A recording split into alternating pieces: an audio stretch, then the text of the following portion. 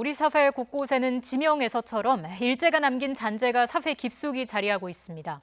우리나라에 남은 일본식 지명은 무엇이고 또 고유 지명으로 바꾸기 위해서는 어떤 노력을 해야 할지 배우리 한국당 이름학회 명예회장님과 좀 더 자세하게 이야기 나눠보겠습니다. 회장님 안녕하십니까?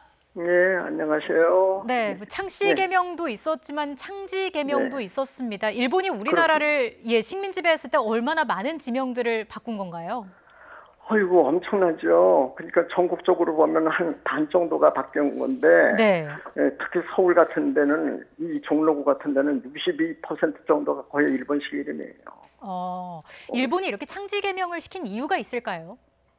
아무래도 네. 우리의 그 어를 말살을 해드리기에 이 예. 사람들이 아마 그 민족을 말살 정책의 하나로 이것을 서두른 것 같습니다. 그래서 창씨 개명은 조금 나중에 했고요. 네. 창지 개명을 먼저 한 거예요. 우선 쉬운 것부터 하면서 이 우리의 어를 하나하나 없애나가는 그런 방법을 택했죠. 예. 그럼 네. 광복 이후에 일본식으로 바뀌었던 지명들이 다시 한국식으로 바뀌었습니까? 그게 바뀌었다고 볼 수가 없어요. 네. 예를 들면은 서울의 근데 인사동 같은 거는 처음에 인사동이었다가 인사동도 사실은 그게 조선시대는 없던 이름 아닙니까? 근데 네. 이게 나중에 인사정으로 됐는데 8.15 강복 이후에 같은 때는 대개 이제 정자를 갖다가 전부 동으로 바꿔놨어요. 네. 그러면 정을 동으로 바꿨다고 해서 그 일본식 이름 정리라고 할 수 있을까요? 그건 아니거든요. 예. 그래서 일본식 이름을 정리를 하면은 사실 우리 그 앞에 요소, 인사, 이런 말 자체를 바꿔야 되는 거죠. 네. 뒤에 뭐 정자를 갖다가 동으로 바꿔가지고 일본식 이름 정리라. 이건 좀 말이 안 되는 얘기입니다. 예.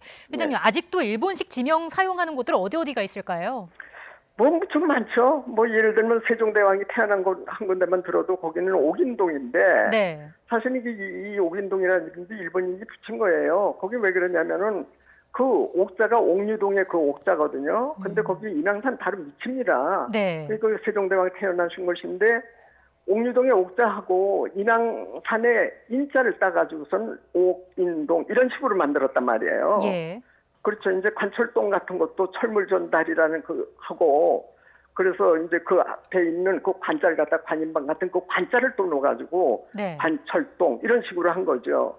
또 심지어 뭐 자기네들의 그 배 이름까지 그걸 가지고서 이름을 붙인 그 경우도 있거든요.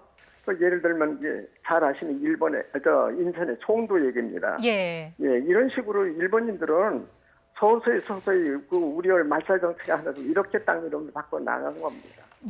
아직도 일본식 지명을 쓰는 비율이 꽤 많은 것으로 말씀을 그럼요. 해주셨는데 그 예. 광복 이후에 일본식으로 바뀐 지명들이 한국식으로 바뀌지 못한 이유는 뭐라고 볼 수 있을까요? 그건 아무래도 건드리기가 어려웠을지 모르겠어요. 그러니까 이제 주민들의 반대도 있을지 모르고 지명을 바꾼다는 게 그렇게 쉬운 일이 아니거든요. 네. 그래서 쉬운 것부터 해야 되는데 그조차도 우리가 못 해놨어요. 그조차도. 쉬운 일부터 있거든요. 그게 얼마 전부터 할 수가 있는 일이 있어요. 예. 예를 들면 다리 이름 같은 거, 학교 이름 같은 거 이건 얼마쯤이라도 우리가 붙일 수 있는 거 아니겠어요? 그러면 옛날에 우리가 가지고 있던 그 땅 이름을 갖다가 그대로 붙이면 되는 거예요. 네. 그리고 뭐 길 같은 것도 마찬가지인데 지금 도로망 같은 경우는 큰 길 위주로 해서 거기에서 분기되는 그 작은 길까지 전부 그 큰 길 중심의 이름으로 그냥 더 씌워졌는데 이건 잘못된 거예요. 그 작은 길까지 서로 따로 이름을 줘버리면은 네. 옛날에 우리 조상들이 썼던 이름을 되살려 쓸 수가 있는 거예요. 그걸 왜 못하는지 모르겠어요. 예. 공원 이름도 마찬가지고요. 네. 그러니까 역 이름도 마찬가지고 이런 걸 우리식 이름으로 붙여나가면은 일본식 이름은 정리돼 나갈 수 있습니다. 그럼 일본식 지명들을 고유 지명으로 바꿀 때 가장 맞닥뜨릴 수 있는 어려운 점은 뭐라고 보시는지요? 그게 이제 그 주민들의 그 뭐 조금 반대 같은 게 그런 게 있어요. 예를 들어서 아파트 같은 데도에 이름을 붙이려면은 네. 우리식으로 이렇게 붙이면은 그렇게 뭐 집값이 떨어진다 이런 식으로도 나오고 또 이것은 너무 촌스럽다 이런 얘기도 나오거든요. 예. 사실은 그런데 이렇게 고급스럽게 붙일 수도 있는데 도리어 반대로 들 생각들을 하고 계셔요. 아니 우리 이름이 왜 그렇게 값싸게 느껴집니까? 왜 가볍게 느껴지는 게 우리 이름인데 네. 그래서 그런 이름을 찾아서 우리가 넣어보면은 아무래도 더 고급스럽게 느껴지지 않을까. 우선 사람들의 생각이 바뀌어야 될 거라고 봅니다.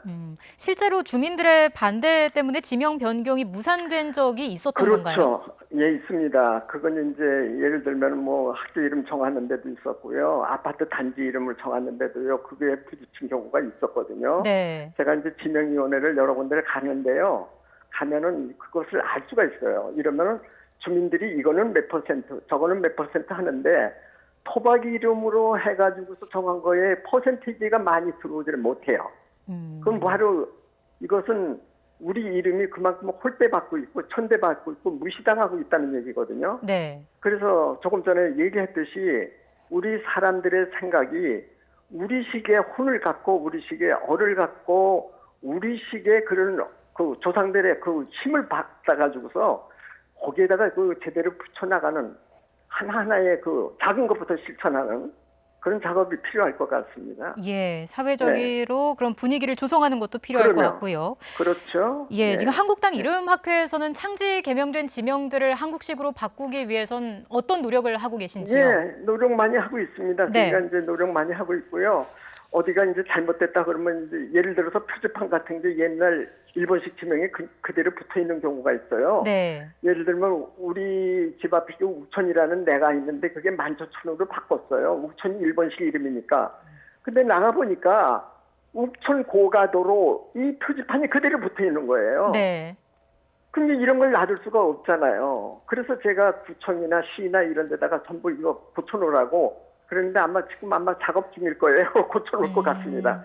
단 한 가지 거기 욱천교라고 하는 그 다리가 하나 있었는데요. 예. 그거는 제가 고쳐놨습니다. 욱천교가 아니라 만초천교다. 예. 거기 원래 이름은 만초천이니까 이런 식으로 우리는 하나하나 보는 대로 일본식 이름을 정리하려고 노력을 하고 있습니다. 예, 알겠습니다. 오늘 예. 말씀 여기까지 듣겠습니다. 배우리 한국당 감사합니다. 이름학회 명예회장님이었습니다. 고맙습니다. 예.